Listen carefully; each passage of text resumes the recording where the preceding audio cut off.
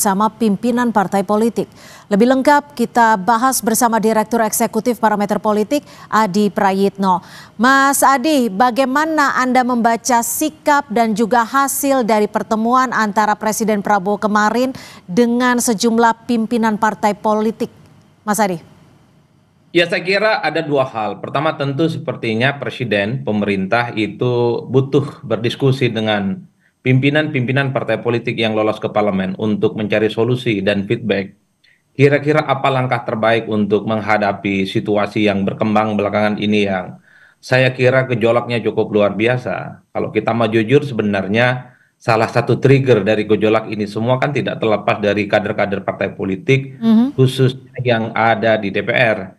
Jadi tidak mengherankan kalau kemudian kita menyaksikan secara terbuka ada sejumlah anggota DPR yang dinilai menjadi biang kegaduhan, menjadi biang kontroversi, itu kan dinonaktifkan oleh partai politik. Misalnya PAN itu menonaktifkan Eko Patrio dan Uya Kuya, Nasdem juga menonaktifkan Syahroni dan Napa Urbah, termasuk juga misalnya Adik Kadir, juga dinonaktifkan oleh Golkar. Ini tentu perlu dikomunikasikan secara signifikan. Kalau kita mau jujur sebenarnya, ini kan sebagai upaya untuk memadamkan api yang selama ini menjadi titik trigger bagaimana resistensi dan protes itu bermunculan.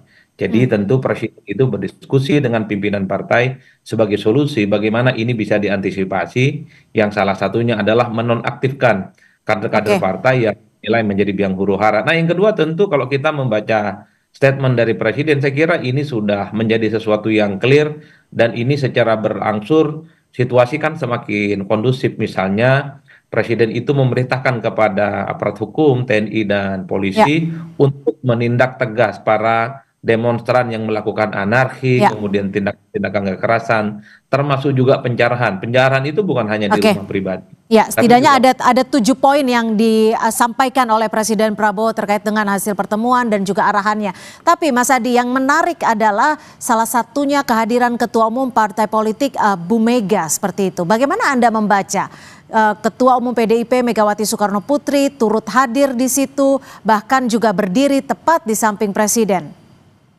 Ya, saya kira memang secara prinsip Prabowo Subianto ingin menegaskan kepada publik bahwa semua elit-elit kunci, termasuk ketua umum partai yang saat ini tidak berada di barisan pemerintah, itu siap bekerja sama gotong royong untuk menyelesaikan persoalan-persoalan kebangsaan. Bahkan PDIP sekalipun yang tidak menjadi bagian dari kekuasaan, ingin menjadi bagian dari menyelesaikan persoalan-persoalan ini.